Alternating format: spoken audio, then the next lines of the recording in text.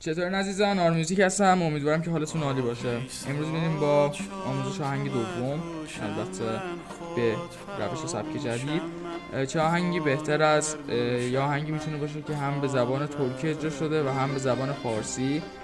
به زبان ترکی آهنگ سارا جلین هستش و به زبان فارسی هم که اجرا شده آهنگ آه صبا هستش.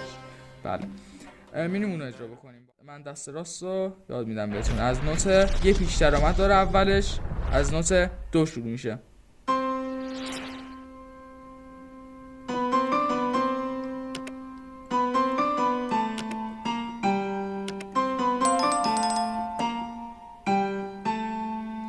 این سیه بموله.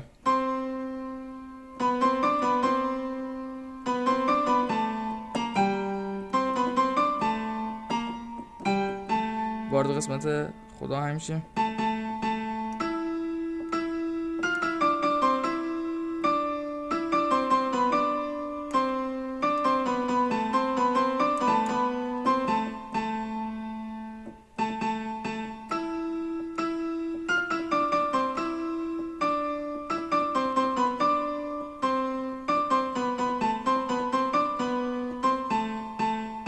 دو بمول، لا بمول، ببخشید.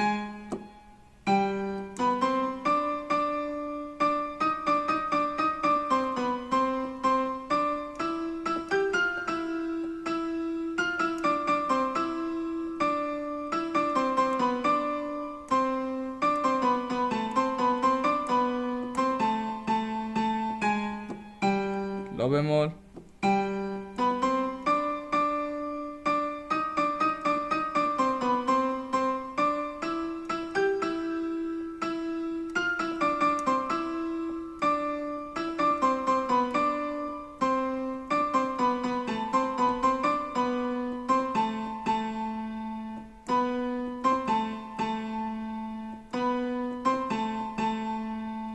کلیات آهنگ همینه. شما میتونین آهنگ آه صبا یا سارا جلین به زبان ترکی یا فارسی یا دانلود بکنین و بشنوین، اینا رو جمع‌بندی بکنین و خیلی قشنگ و زیبا اجرا بکنین آهنگو.